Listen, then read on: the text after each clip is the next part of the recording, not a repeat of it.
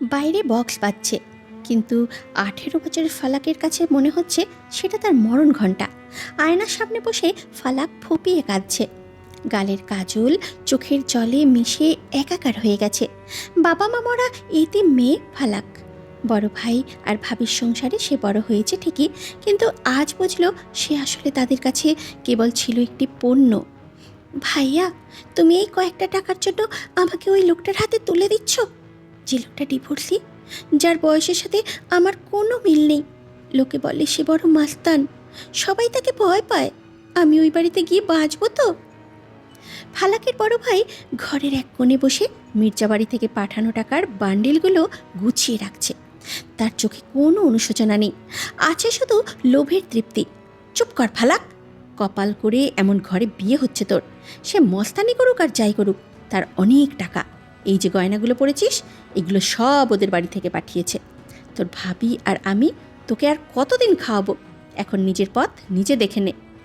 ফালাকের ভাবি পাশ থেকে বলে ওঠে, এই যে এতগুলো টাকা আর গয়না, এগুলো ওনার পরিবার থেকেই পাঠিয়েছে।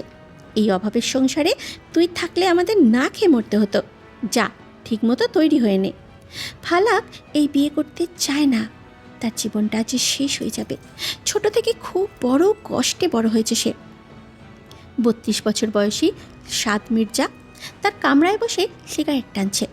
সাদ এলাকার দাপুটে মস্তান, সবাই তাকে জমের মতো ভয় পায়। তার আগের স্ত্রী তার এই অন্ধকার জগৎ আর রূঢ় আচরণ সহ্য করতে না পেরে ডিভোর্স দিয়ে চলে গেছে। সাদের মা ঘরে ঢুকে বলেন, সাদ, গাড়ি তৈরি, আর কতক্ষণ বসে থাকবি? মেয়েটা এতিম, খুব শান্ত। তুই বিয়েটা করলেই ওর একটা গতি হবে, আর আমাদেরও বংশরক্ষা হবে। সাদ দাঁতে দাঁত চেপে বলে, আমি আগেই বলেছি মা, আমি বিয়ে করতে চাই না। তোমরা টাকা দিয়ে মেয়ে কিনে আনছো আমার জন্য, এটা বিয়ে নয়। আমি তাকে কোনো দিন স্ত্রীর মর্যাদা দিতে পারবো না। সে এই বাড়িতে শুধু তোমাদের পছন্দের পুতুল হয়ে থাকবে, আমার কেউ না। রাত বাড়ে। সাদের দামি গাড়ি ফালাকদের বাড়ির সামনে। পাড়াপড়শিরা জানলা দিয়ে উকি মারছে। মাস্তান সাদ মির্জার ভয়ে কেউ সামনে আসার সাহস পাচ্ছে না। ফালাকের বড় ভাই প্রায় জোর করেই তাকে ধরে গাড়িতে বসিয়ে দেয়। গাড়ির পেছনের সিটে ফালাক এক কোণে জড়ো সড়ো হয়ে বসে আছে। তার পাশে বসে আছে সাদ মির্জা। সাদের গায়ে পারফিউমের কড়া ঘ্রাণ আর তার গাম্ভীর্য ফালাককে আরও আতঙ্কিত করে তুলেছে। সাদ একবারও ফালাকের দিকে ফিরে তাকায়নি। গাড়ি চলতে শুরু করে মির্জা ভিলার দিকে। মির্জা ভিলার বিশাল রাজকীয় কামরায় ফালাক এক কোণে মাথা নিচু করে বসে আছে। কিছুক্ষণ আগেই এই ঘরে এনে বসিয়ে দিয়ে গেছে এই বাড়ির কয়েকজন। সাদ ঘরে ঢুকেই লাথি মেরে দরজাটা বন্ধ করে দিল। সেই শব্দে ফালাক আটকে ওঠে। সাদের হাতে ছিল একটা মদের বোতল। সারা শরীর থেকে কড়া অ্যালকোহলের গন্ধ বেরোচ্ছে। টলতে টলতে ফালাকের সামনে গিয়ে দাঁড়ালো। ফালাক ভয়ে খাটের এক কোণে সেটিয়ে আছে। সাদ বোতলের শেষ চুমুকটা দিয়ে সেটা মেঝেতে আছাড় মেরে ভাঙল। কাঁচ ভাঙার শব্দে ফালাক আর্তনাদ করে উঠল। সাদ কোনো কথা না বলে রাগে আর বিরক্তিতে নিজের গায়ের দামি শেরওয়ানিটা টেনে খুলে একপাশে ছুঁড়ে ফেলল। তার চোখ দুটো রক্তবর্ণ হয়ে আছে। ধীর পায়ে ফালাকের দিকে এগিয়ে এলো। ফালাক ভয়ে পিছাতে পিছাতে দেয়ালের সাথে মিশে গেল। সাদ ফালাকের খুব কাছে এসে দাঁড়ালো। তার তপ্ত নিঃশ্বাস ফালাকের কপালে লাগছে। কি হলো, ভয় পাচ্ছিস? তুই জানতি আমি কেমন লোক, জেনে শুনেই তো টাকার লোভে এই মাস্তানের গলায় ঝুলে পড়েছিস। এখন সতীপনা দেখিয়ে লাভ নেই। বিয়ে করার শখ আজ মিটিয়ে দিচ্ছি তোর। সাদ তার শক্ত আঙুলে ফালাকের চিবুকটা চেপে ধরে মুখটা উপরে তুলল। সাদের চোখের মণি দুটো লাল হয়ে আছে। ফালাক কিছু বলার আগেই সাদ তার চুলের খোঁপায় হাত দিল। সযত্নে গেঁথে রাখা সাদা গাছরা ফুলগুলো এক ঝটকায় টেনে ছিঁড়ে ফেলল।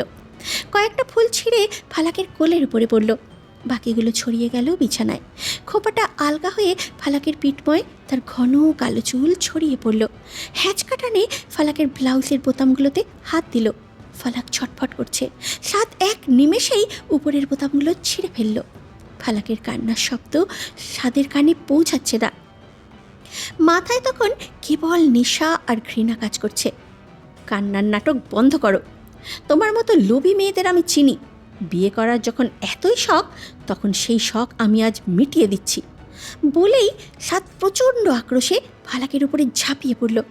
ফালাক নিজেকে ছাড়ানোর চেষ্টা করছে, কিন্তু সাদের পাশবিক শক্তির সামনে তার 18 বছরের দুর্বল শরীরটা কিছুই নয়।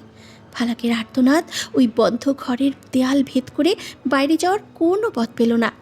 সাদ তাকে স্রেফ একটা পণ্য হিসাবে ব্যবহার করতে শুরু করলো, যার মন নেই, কোনো অনুভূতি নেই।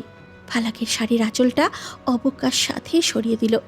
রজনীগন্ধার পাপড়িগুলো তাদের শরীরের নিচে পিষ্ট হয়ে সুবাস ছড়াতে লাগলো। ব্যথার এক তীক্ষ্ণ অনুভূতি ফালাকের সারা শরীরে ছড়িয়ে পড়ছে। ফালাক যন্ত্রণায় কুঁকড়ে আছে, তার 2 চোখ দিয়ে অনবরত জল গড়িয়ে চাদর ভিজে যাচ্ছে। ফালাক এখন এই লোকের নাম শিলমোহর হয়ে গেছে। বিয়ে হয়ে গেছে, এখন সব স্বাভাবিক। ফালাক এটাই মনে মনে সান্ত্বনা দিল নিজেকে। ভোরের আজান দিচ্ছে, সাদ অন্য পাশে শুয়ে আছে।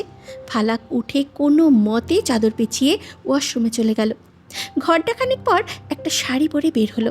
ভালো লাগছে না কিছুই, তাই নিচে নেমে এলো আস্তে আস্তে হেঁটে। প্রথমেই একজন বয়স্ক মহিলার সাথে দেখা হলো, যিনি পান চিবোচ্ছেন। সম্ভবত এটা সাদ মির্জার দাদি। কিলো নতুন বউ, আমার নাতনি বোধ হয় তোমায় হাঁটার অবস্থায় রাখে নাই, এমনভাবে হাঁটছ। ফালাকের লজ্জায় কান গরম হয়ে উঠল। কিছু বলতে যাবে তখনই ফালাকের লজ্জায় কান গরম হয়ে উঠল। নুইয়ে পড়া মাথাটা যেন আর কোনোভাবেই সোজা করতে পারল না সে। লজ্জায় তার মুখটা ফ্যাকাশে হয়ে গেছে। দাদির কথার ধরনে যেমন ঠাট্টা ছিল, তার চেয়েও বেশি ছিল এক ধরনের রূঢ় সত্য। ফালাক হাত দিয়ে নিজের পরনের শাড়ির আঁচলটা গায়ের সাথে শক্ত করে জড়িয়ে ধরল, যেন সে দাদির তীক্ষ্ণ চাহনি থেকে নিজেকে ঢাকার চেষ্টা করছে। কিছু বলতে যাবে তখনই সিঁড়িতে ভারী পায়ের আওয়াজ শোনা গেল। ফালাক আর চোখে চেয়ে দেখল সাদ নামছে। সাদের পরনে এখন সাদা একটা শার্ট আর জিন্স প্যান্ট। রাতের সেই মদ্যপ অবস্থায় থাকা রক্তচক্ষু নেই ঠিকই, কিন্তু চোখের সেই কাঠিন্য এখনও একই রকম। চুলগুলো অবিন্যস্ত, চোখে ঘুমের চেয়ে বিরক্তি বেশি। সিঁড়ি দিয়ে নামার সময় একবার ফালাকের দিকে তাকালো। ফালাক শিউরে উঠল। রাতে সেই পাশবিক স্মৃতিগুলো আবার তার শরীরের নীল ক্ষতগুলোতে চাবুকের মতো আঘাত করলো, যেন ফালাককে। সাদ দেখে দাদি পান চিবানো বন্ধ করে একটা কুটিল হাসলেন সাদকে দেখে। কী রে সাদ, এত ভোরেই আজ বিছানা ছাড়লি যে? নতুন নাত বউ তো দেখি সকালে হাঁটা চলাই করতে পারছে না। তুই কি তবে একটু বেশি মাতলামি করলি নাকি নাতে? সাদ দাদির কথার কোনো উত্তর দিল না। ফালাকের একদম সামনে গিয়ে দাঁড়ালো। ফালাক ভয়ে 2 পা পিছিয়ে গেল। যা এখান থেকে, গিয়ে আমার ঘরে গিয়ে বস থাক। সাদ তার চোখের দিকে তাকিয়ে একটা বিদ্রূপের হাসি দিল। মনে রাখিস, তুই এই বাড়ির উত্তরাধিকারীর জন্মানো একটা মাধ্যম মাত্র। এর বেশি কিছু আশা করলে ভুল করবি। যা উপরে যা। ফালাক আর এক মুহূর্তও সেখানে দাঁড়ালো না। প্রায় দৌড়ে সিঁড়ি দিয়ে উপরে উঠতে লাগলো। পেছনে শুনতে পেল দাদি খিক খিক করে হাসছেন আর সাদকে বলছেন, মেয়েটা খুব নরম রে সাদ, একটু আস্তে চালাস। ফালাক নিজের ঘরে ঢুকেই দরজাটা ভেতর থেকে আটকে দিল। মনে হচ্ছে এই বিশাল মির্জা ভিলার প্রতিটি ইটের নিচে এক একটা গোপন অভিশাপ লুকিয়ে আছে। সে জানলার কাছে গিয়ে দাঁড়ালো। তার 18 বছরের জীবনটা আজ এই জঞ্জালের মাঝে আটকে গেছে। হঠাৎ তার নজরে পড়ল খাটে পাশে মেঝেতে রজনীগন্ধার সেই পিষ্ট হয়ে যাওয়া পাপড়িগুলো এখনও পড়ে আছে। তার জীবনের পবিত্রতাও যেন ওই পাপড়িগুলোর মতোই সাদের পায়ের নিচে পিষে শেষ হয়ে গেছে। সাদ কোনো কথা না বলে গটগট করে বাড়ি থেকে বেরিয়ে গেল। জিপ গাড়ির স্টার্ট দেওয়ার বিকট শব্দ ফালাকের কানে এলো। সাদ কোথায় গেল, কেন গেল, কাউকে কিছু বলে যায়নি। মির্জা বাড়িতে সাদ মির্জাকে প্রশ্ন করার সাহস কারও নেই। ফালাক দরজার আড়ালে দাঁড়িয়ে দেখল সাদের গাড়িটা ধুলো উড়িয়ে গেট পার হয়ে চলে যাচ্ছে। একটা দীর্ঘশ্বাস ফেলল। অন্তত কিছুক্ষণের জন্য হলেও সে এই লোকটার বিষাক্ত উপস্থিতি থেকে মুক্তি পেয়েছে। ঘরটা এখনও অগোছালো। সাদের ফেলে রাখা সেই মদের বোতলের কাচের টুকরোগুলো এখনও মেঝেতেই ছিকছিক করছে। ফালাক নিজেই একটা ঝাড়ু নিয়ে ঘরের মেঝেটা পরিষ্কার করতে লাগলো। কি করবে, সে সবটা মেনে নিতে হবে। অনাথ মেয়ে, সে খুব কষ্টে বড় হয়েছে। ভাই বাবির সংসারে বোঝা হয়েছিল এতদিন, সেটা থেকে তো অন্তত মুক্তি হয়েছে। ঠিক তখনই দরজায় করাঘাত পড়ল। ফালাক, ভেতরে আছো? দরজা খোলো। ফালাক চট করে চোখ মুছে আঁচল ঠিক করে দরজাটা খুলল। সাদের মা গম্ভীর মুখে দাঁড়িয়ে আছেন, তার হাতে একটা নতুন শাড়ি আর কিছু গয়না। সাদ কোথায় গেছে জানি না, তবে আজ বিকালে আমাদের আত্মীয়রা আসবে তোমাকে দেখতে। সাদকে ছাড়াই তোমাকে সবার সামনে হাসি মুখে দাঁড়াতে হবে। মির্জা বাড়ির ইজ্জত যেন ছোট না হয়, সেটা খেয়াল রেখো। ফালাক বুঝল এই বাড়িতে তাকে স্রেফ একটি সাজানো পুতুলের মতো রাখা হয়েছে। বিকেল গড়াতেই সাদের দুই কাজিন বনরিসা আর নিশা আর সাদের ভাবি মামাতো ভাইয়ের বউ হুড়মুড় করে ফালাকের ঘরে ঢুকলো। তাদের হাতে মেকআপ বক্স, দামি কাতান শাড়ি আর গয়না। ফালাক খাটের এক কোণে বসেছিল। তাদের দেখে সে জড়সড় হয়ে দাঁড়ালো। ও মা, মেয়েটার মুখ তো দেখে শুকিয়ে আমসি হয়ে গেছে। সাদ কি সারা রাত ঘুমোতে দেয়নি নাকি? যা মেজাজি ছেলে! বলেই ভাবি খিলখিল করে হেসে উঠল। ফালাকের ইচ্ছে করছে মাটির সাথে মিশে যেতে। তার গলার কাছে যে নীলচে দাগটা হয়ে আছে সেটা ঢাকতে সে আপ্রাণ চেষ্টা করছে। ফালাক কোনো কথা বলল না। কেউ তার ভেতরে রক্তক্ষরণ তো আর দেখতে পাচ্ছে না। তারা জোর করে ফালাককে ড্রেসিং টেবিলের সামনেই বসালো। মুখে কড়া মেকআপ ঘষা হচ্ছে যাতে কাল রাতের কালশিটিগুলো ধরা না পড়ে। গলায় ভারী নেকলেস পরিয়ে দেওয়া হলো। আত্মীয় স্বজনরা দেখছে আর প্রশংসা করছে ফালাকের রূপের। ফালাকের বাড়ির লোকেরাও এসেছে। ফালাকের বড় ভাবি ফালাককে বলে যাচ্ছে, একটু মাথা নিচু করে চলবি।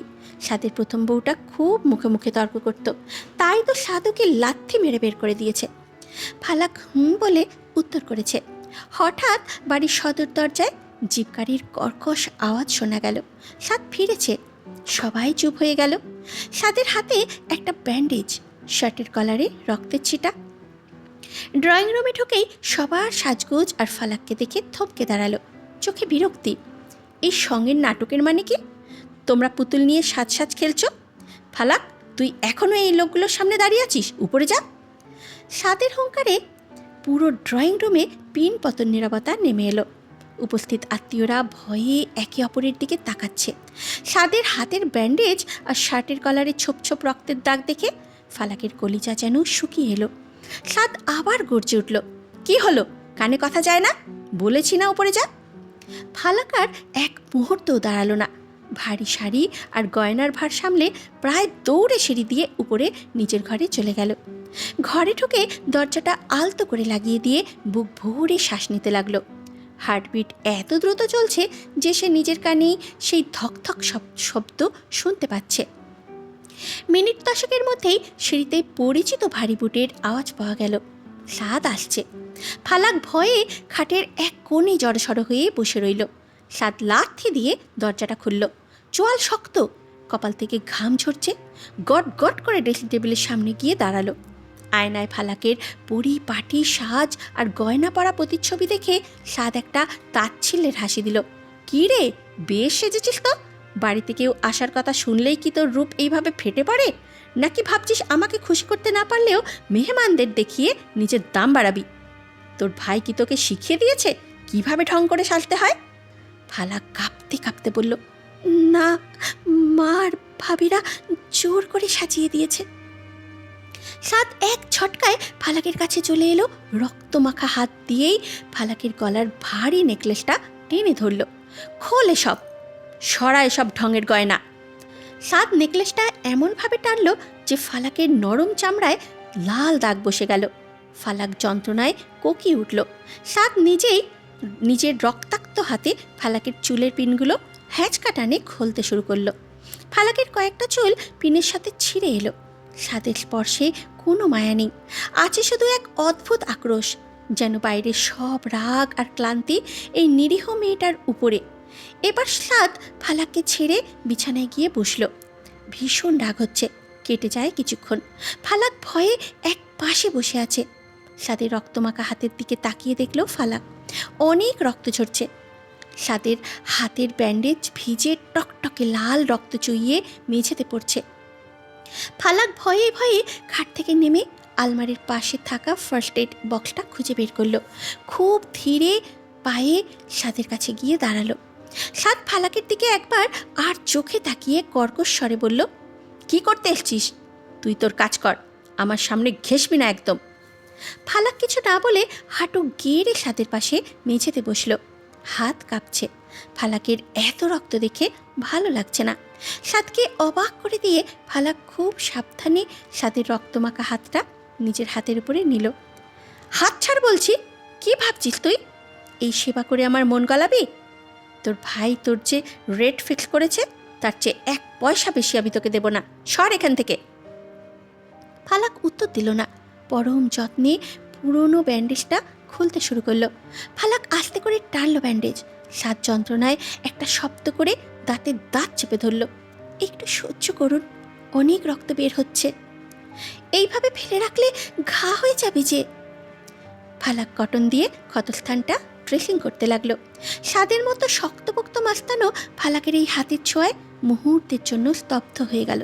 সাদের মনে হলো যে হাতগুলো কাল রাতে সে পিষে দিয়েছিল সেই হাতগুলোই আজ তাকে এত মমতা দিয়ে সুস্থ করার চেষ্টা করছে। সাদ ফালাকের মুখের দিকে তাকায়। ফালাকের 2 চোখ এখনও লাল হয়ে আছে, সারা মুখে কালকে সেই যন্ত্রণার ছাপ, অথচ তার কাজে কোনো অবহেলা নেই। সাদের বুকের ভেতরটা যেন অদ্ভুত যন্ত্রণায় মোচড় দিয়ে উঠল, কিন্তু নিজের ইগো আর ঘৃণা তাকে আবার শক্ত করে তুলল। ব্যান্ডেজ করা শেষ হলে ফালাক সাদের হাতটা আলতো করে ছেড়ে দিল। হয়েছে, অনেক তো দরদ দেখালি, এখন যা গিয়ে নিজের সাজ খোল, তোকে দেখে আমার ঘেন্না লাগছে। সাদ হাতটা সরিয়ে নিল ঠিকই, কিন্তু এবার ফালাকের গায়ে হাত তুলল না। গটগট করে বারান্দায় চলে গেল একটা সিগারেট জ্বালাতে। ফালাক মেঝেতে বসে রক্ত মাখা তুলো আর ব্যান্ডেজগুলো দেখছে। ফালাক একটা সাধারণ সুতির শাড়ি আর ব্লাউজ বের করে নিল। দ্রুত ওয়াশরুমে ঢুকে দরজা আটকে দিল। মুখে সব কড়া মেকআপ ধুয়ে ফেলল ফালাক। ধোয়ার সময় কাল রাতের কালশিটে পড়া দাগগুলো আবার স্পষ্ট হয়ে উঠল। গালের পাশে, গলায় সাদের আঙুলের সেই নীল হয়ে যাওয়া ছাপ। কিছুক্ষণ পরে শাড়ি পরেই বের হয়ে এলো। ফালাক ভাবল সাদ হয়তো ঘরে নেই, কিন্তু ওয়াশরুম থেকে বেরোতেই দেখল সাদ এখনও বারান্দায় ঠিক আগের মতোই দাঁড়িয়ে আছে। সিগারেটের ধোঁয়াগুলো কুণ্ডলি পাকিয়ে ঘরের ভেতরে ঢুকছে। ঘরটা একদম নিস্তব্ধ, শুধু ঘড়ির টিকটিক শব্দ আর বারান্দা থেকে আসা বাতাসের ঝাপটা। ফালাক খাটের এক কোণে খুব সন্তর্পণে গিয়ে বসল, যেন কোনো শব্দ না হয়। সাদের দিকে তাকাতে ভয় পাচ্ছে। সাদের জ্বলন্ত সিগারেটের লাল অংশটুকু একটা ধ্রুব তারার মতন জলজল করছে। অনেকক্ষণ পর সাদ রুমে আসলো। ফালাককে একদম স্নিগ্ধ লাগছে। ফালাকের কাছে গিয়ে সাদ ফালাকের 2 হাত মাথার উপরে তুলে ধরল। সাদের গরম নিঃশ্বাস ফালাকের গলায় লাগছে। ফালাক আজ আর চিৎকার করল না, বুঝতে পেরেছে এই মাস্তানের কাছে দয়া ভিক্ষা করা বৃথা। সে শুধু চোখ বন্ধ করে নিজের ভাগ্যকে মেনে নিল। সাদ আক্রোশে আর উন্মাদনায় ফালাকের সুতির শাড়ি আঁচলটা হ্যাঁচকা টানে সরিয়ে দিল। রাতের অন্ধকার ঘরে আবার শুরু হলো এক অসম লড়াই। সাদের প্রতিটি স্পর্শে ছিল আক্রোশ আর দাবি, যেন সে বুঝিয়ে দিচ্ছে এই শরীরে কেবল তার একার অধিকার। ফালাক পিষ্ট হতে হতে শুধু ভাবল, এই রাত কি কোনো দিন শেষ হবে না? ভোরের আলো মির্জা ভিলার জানলা দিয়ে উকি মারছে। সারা শরীরের অসহ্য যন্ত্রণা আর মনের ভেতরে জমে থাকা এক রাশ হাহাকার নিয়ে ফালাক খুব ভোরেই ঘুম থেকে উঠে পড়ল। পাশের মানুষটা তখনও গভীর ঘুমে আচ্ছন্ন। ফালাক খুব সাবধানে বিছানা ছেড়ে উঠে ওয়াশরুমে গিয়ে গোসল সেরে নিল। আজ সে একটা সাধারণ নীল রঙের সুতির শাড়ি পরেছে। ভেজা চুলগুলো পিঠের উপরে ছড়িয়ে দিয়ে সে ধীর পায়ে নিচে নেমে এলো।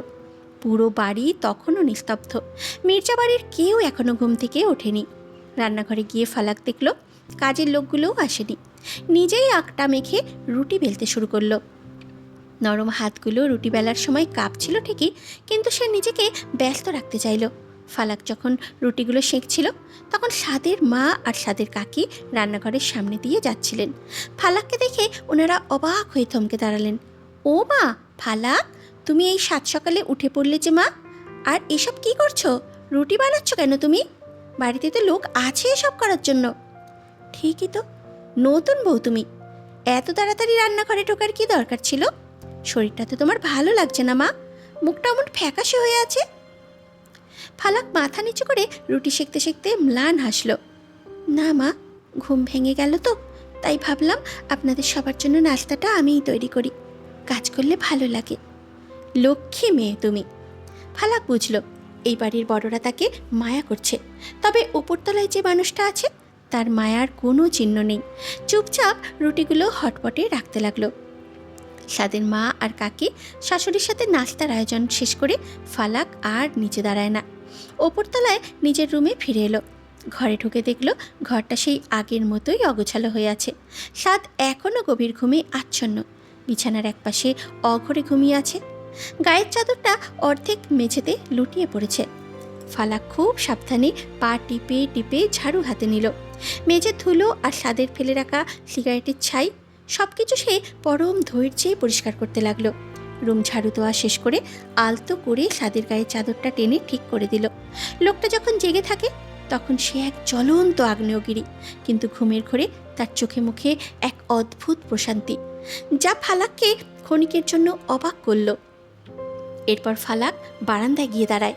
ভোরের স্নিগ্ধ বাতাস তার ভেজা চুলে দোলা দিয়ে যাচ্ছে।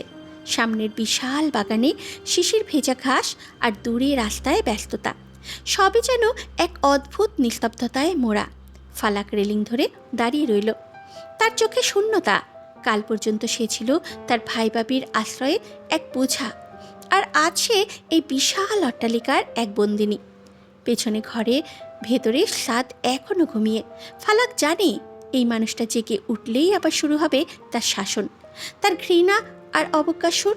তবুও এই মুহূর্তের শান্ত পরিবেশটা ফালাক খুব উপভোগ করছে। আকাশের দিকে তাকিয়ে মনে মনে বলল, আল্লাহ, আমাকে সহ্য করার শক্তি দিও। বারান্দার কোণে রাখা টবে একটা ছোট গোলাপ কুড়ি ফুটেছে। ফালাক সেদিকে তাকিয়ে রইল। দুপুরে সাদের 3 ভাই বাড়িতে এলো। ড্রয়িং রুমে তখন বেশ আড্ডা জমেছে। ফালাক ট্রেতে করে শরবত নিয়ে এলো। সাদা সুতির শাড়িতে তাকে খুব সাধারণ স্নিগ্ধ লাগছে। সাদের ভাই আয়ান ডক্টর, মেজো চাচার ছেলে ঈশান যে এখন বাড়ির ব্যবসা সামলায়, আর সবার ছোট ফারদিন ভার্সিটি পড়ুয়া। তারা 3 জনেই সাদের ন্যাওটা। এই 2 দিনে এদের সাথে কথা হয়নি, তবে ফালাক আজকে দুপুরে জেনেছে তার ননদের কাছে এরা 3 জন ফালাকের দেওর। আমি আয়ান, সাদ মির্জার ভাই। বাড়ির ডক্টর হয়েও ভাইটার মেজাজ কোনো দিনই ঠিক রাখতে পারলাম না। ফালাক মাথা নিচু করে দাঁড়িয়ে রইল। ঠিক তখন ফারদিন সোফায় পা তুলে বসে ফোনে গেম খেলছিল। মুখ তুলে ফালাকের দিকে তাকায়, তার চোখে দুষ্টুমি। ওরে বাবা, সাত ভাইয়ার ঘরে এরকম চাঁদের কণা এসে পড়েছে। ভাবি, তুমি কলেজে পড়ার বয়সে এই হিটলারের সাথে ঘর করতে কেন এলে? আমি তো ভেবেছিলাম ভাইয়ার ভয়ে কোনো মেয়ে এই বাড়িতে পাই দেবে না। ফালাক ফারদিনের কথা একটু হাসল। আপনারা সবাই খুব ভালো, শরবতটা খেয়ে নিন ভাইয়ারা, ক্লান্ত দেখাচ্ছে আপনাদের। ওরা 3 জনেই একে অন্যের দিকে তাকাচ্ছে। এত মিষ্টি করে বলছে, কি কোমল মেয়েটা। আয়ানের বেশ মায়া হলো। তার ভাইটা যেন বেশ রাগী স্বভাবের। ঠিক তখনই সিঁড়িতে বুটের শব্দ হলো। সাদ নামছে। ফারদিন চট করে সোফা থেকে পা নামিয়ে সোজা হয়ে বসল। ইমতিয়াজও তার খুশি মুখটা গম্ভীর করে ফেলল। সাদের উপস্থিতিতে যেন এই বাড়ির বাতাসও ভারী হয়ে যায়। সাদ ড্রয়িং রুমে ঢুকেই দেখল ফালাক তার ভাইদের সাথে কথা বলছে। তার কপালে ভাঁজ পড়ল। কি হচ্ছে এখানে ফালাক? তোর কি সারাদিন কোনো কাজ নেই? ড্রয়িং রুমে দাঁড়িয়ে আড্ডা দেওয়া শুরু করেছিস? যা এখান থেকে।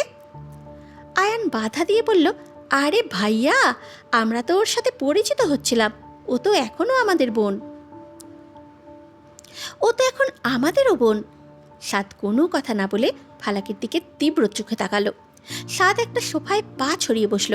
তার চোখে মুখে রাজ্যের বিরক্তি। আয়ান, ঈশান আর ফারদিন 3 জনেই এখন সাদের মুখোমুখি। সাদ পকেট থেকে সিগারেট বার করল। এই বাড়িতে সে কাউকে তোয়াক্কা করে না। ভাইয়া, ভাবি এই বাড়িতে আসার পর তুমি কি একবারও ওর সাথে শান্ত হয়ে কথা বলেছ? আমরা সব জানি মেয়েটা এতিম, ওকে এইভাবে সারাক্ষণ শাসনে রেখো না। সাদ একটা তাচ্ছিল্যের হাসি দিল। তোরা জানিস না এই মেয়েদের বংশটাই লোভী। ওর ভাই একে বিক্রি করেছে। যে টাকার বিনিময়ে এসেছে তাকে কেন আমি মাথায় তুলে রাখবো? ও শুধু এই বাড়ির কাজ করবে আর চুপচাপ থাকবে, এটাই ওর পরিচয়। ফালাকের বুকটা কেঁপে উঠল। ভাইদের সামনে এই অপমান তার সহ্য হচ্ছিল না। ফারদিন এবার কথা বলেই পড়ল, ভাইয়া, তুমি সব কিছুর মধ্যে টাকা আর মস্তানি কেন আনো? ভাবি তো কোনো দোষ করেনি। দেখো, ও কত সুন্দর করে সকাল থেকে সবার জন্য রুটি বানিয়েছে। তোমার হাতের ব্যান্ডেজটাও নাকি ওই করে দিয়েছে। ও যদি লোভী হতো তবে কি তোমার মতন রাগের লোকের সেবা করতো? সাদ ফারদিনের দিকে রাগী চোখে তাকায়। ফারদিন, নিজের পড়াশোনায় মন দে, বড়দের মাঝখানে বেশি কথা বলবি না। তোরা ওকে প্রশ্রয় দিচ্ছিস বলেই ওর সাহস বাড়ছে। ঈশান বলল, ভাই, আমরা চাই ভাবি এই বাড়ির একজন হয়ে থাকুক। ভাবি, তুমি একদম ভয় পেও না, আমরা তোমার সাথে আছি। ফালাক নিচু স্বরে বলল, ঠিক আছে ভাইয়া। সাদ উঠে দাঁড়ায়। ফালাকের সামনে এসে খুব নিচু হয়ে তার চোখের দিকে তাকালো।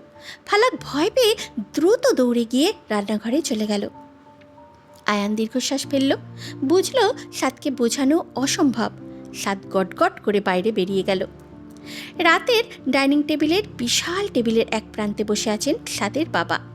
তার চোখে মুখে বিরক্তি স্পষ্ট। পরিবারের বাকিরা খেতে বসেছে। ফালাক এক কোণে দাঁড়িয়ে সবার পাতে খাবার তুলে দিচ্ছিল। সাদ গটগট করে এসে চেয়ার টেনে বসল। পুরো ঘরটা যেন আরও নিস্তব্ধ হয়ে গেল। সাদের শার্টের হাতা গোটানো, চোখে সেই একই অবাধ্য চাহনি। কেবল ভাতে হাত দিয়েছে অমনি সাদের বাবা গম্ভীর গলায় বলে উঠলেন, শুনেছি আজকেও বাজারে বড় ঝামেলা হয়েছে। লোকে বলে সাদ মির্জা এলাকা শাসন করে, আর আমি শুনি আমার ছেলে এখন রাস্তান মাস্তান। মির্জা বাড়ির মান সম্মান তো তুই ধুলোয় মিশিয়ে দিচ্ছিস। এই অসভ্য জীবন তুই কবে ছাড়বি? সাদ খাওয়া থামিয়ে তার বাবার দিকে স্থির চোখে তাকালো। তার চোয়াল শক্ত হয়ে এলো। মান সম্মানের কথা আপনি বলছেন? যার জীবনের অর্ধেকটা আমি একা লড়াই করে এই পর্যন্ত এনেছি, সেই জীবনের হিসেব আপনি নেবেন না? আমি কেমন সেটা পুরো শহর জানি। সাদ আর এক মুহূর্তও সেখানে বসল না। রাগে ভাতের থালাটা ঠেলে দিয়ে চেয়ার ছেড়ে উঠে দাঁড়ালো। থালাটা মেঝেতে পড়ার শব্দে ফালাক শিউরে উঠল। সাদ কারো দিকে না তাকিয়েই সিঁড়ি দিয়ে গট গট করে উপরে চলে গেল। টেবিলে সবার খাওয়া শেষ হলো বিষণ্ণতায়। বাড়ির নিয়ম অনুযায়ী এরপর বাড়ির মেয়েরা খেতে বসলো। সাদের মা ফালাককে অনেকবার বললেন, বসো মা, খেয়ে নাও। না মা, আপনারা খান, আমার খিদে নেই। ফালাক রান্নাঘরে গিয়ে একটা ট্রেতে করে সাদের জন্য ভাত আর তরকারি বেড়ে নিল। সাদের মা রান্নাঘরের দরজায় দাঁড়িয়ে সব দেখছিলেন। তিনি দীর্ঘশ্বাস ফেলে বললেন, চেষ্টা করে দেখো মা, কিন্তু লাভ হবে না। সাদ একবার জেদ করলে কেউ তাকে খাওয়াতে পারে না। গত কয়েক বছরেও যে কতবার না খেয়ে রাত কাটিয়েছে তার হিসেব নেই। ওর জেদের কাছে আমাদের সবার যত্ন হার মেনে গেছে। ফালাক কোনো কথা বলল না। সাদের জন্য কোথায় যেন ফালাকের মনে এক অদ্ভুত টান তৈরি হয়েছে। লোকটা সারা রাত না খেয়ে থাকবে ভেবে কেমন যেন লাগছে। ট্রে হাতে নিয়ে ধীর পায়ে দোতলায় সাদের ঘরের দিকে এগিয়ে গেল। দরজাটা আধ খোলা, ঘরটা অন্ধকার। শুধু বারান্দা থেকে আসা চাঁদের আলোয় দেখা যাচ্ছে সাদ বিছানায় উপর হয়ে শুয়ে আছে। ফালাক ঘরে ঢুকে ট্রেটা টেবিলের উপরে রাখলো। অন্ধকার ঘরে সাদের উপর হয়ে শুয়ে থাকা অবয়বটা দেখে ফালাকের বুকের ভেতরটা কেমন যেন হাহাকার করে উঠল। লোকটা নিষ্ঠুর, সন্দেহ নেই। লোকটা তাকে স্রেফ টাকা দিয়ে কেনা পণ্য ভাবে, তাতেও ভুল নেই। কিন্তু এই যে নিজের বাবার কাছে এতগুলো মানুষের সামনে অপমানিত হয়ে না খেয়ে পড়ে থাকা, এই দৃশ্যটা ফালাকের সহ্য হচ্ছে না। ফালাক নিজেও অনাথ। অপমানের স্বাদ সে ছোটবেলা থেকেই চেনে। তাই হয়তো সাদের এই জেদি নীরবতা তার মনে এক অদ্ভুত কষ্টের ঢেউ তুলেছে। ফালাক খুব ধীর পায়ে বিছানার পাশে গিয়ে দাঁড়ালো। সাদের ভারী নিঃশ্বাসের শব্দ শোনা যাচ্ছে। উঠে পড়ুন, একটু খেয়ে নিন। সাদ নড়ল না, কোনো উত্তর দিল না। ফালাক দমে গেল না। সে আরেকটু কাছে গিয়ে বসল।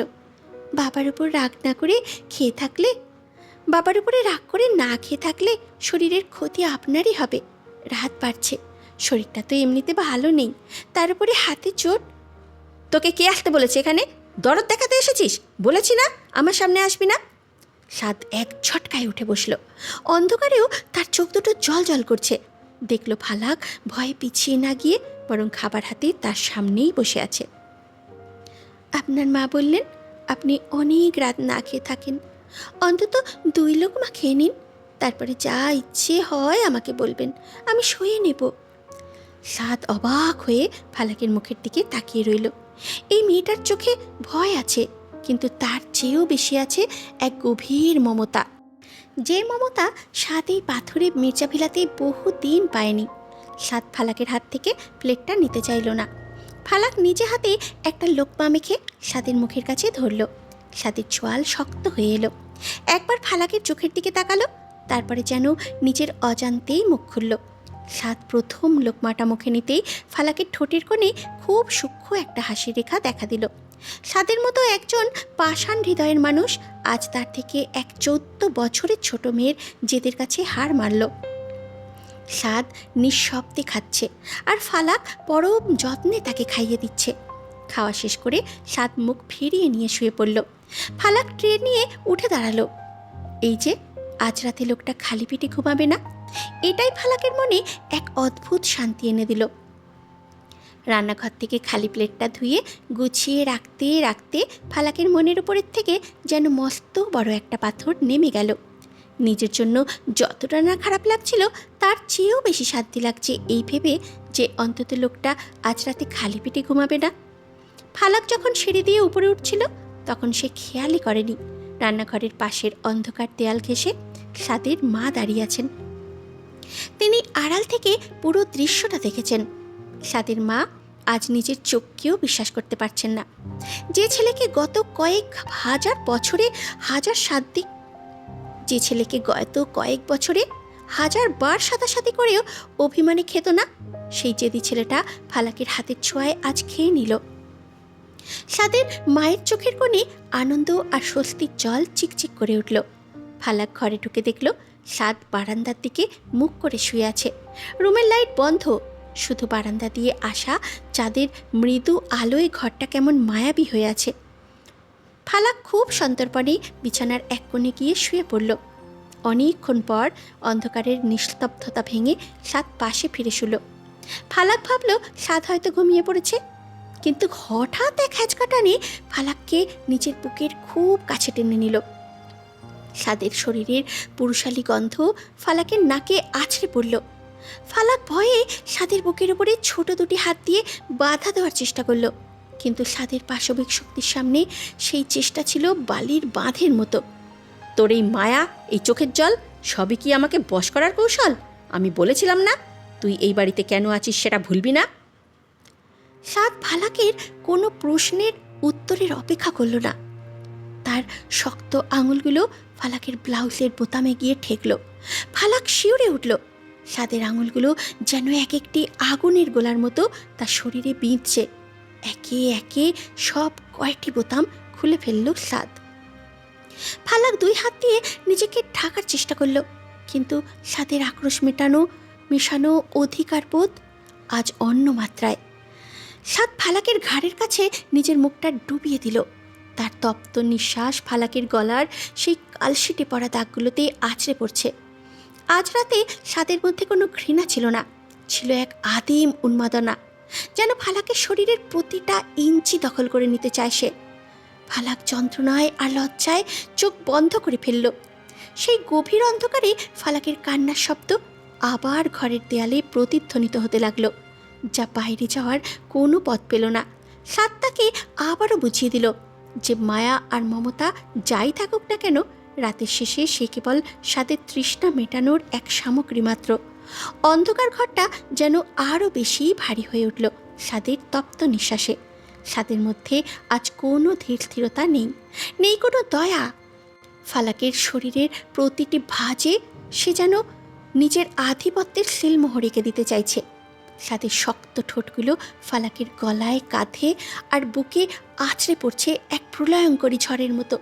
প্রতিটি স্পর্শে মিশে আছে আক্রোশ আর এক অবদমিত তৃষ্ণা।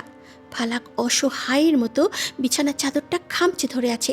স্বাদের এই উন্মত্ততা ফালাকের সারা শরীরে নীল বেদনার ঝড় তুলছে, অথচ সে মুখে ফুটে কোনো শব্দ করতে পারছে না। স্বাদ যেন আজ নিজেকে হারিয়ে ফেলেছে। ফালাকের স্নিগ্ধ শরীরের উপরে তার অধিকার জাহির করতে গিয়ে সে আরও বেশি বেপরোয়া হয়ে উঠছে। তার প্রতিটি চুম্বনে যেন মিশে আছে এক বিষাক্ত নেশা। ফালাকের নরম চামড়ায় স্বাদের ঠোঁটের চিহ্নগুলো নীল বর্ণ ধারণ করছে, যেন প্রতিটি দাগই এক একটি অপমানের সাক্ষ্য।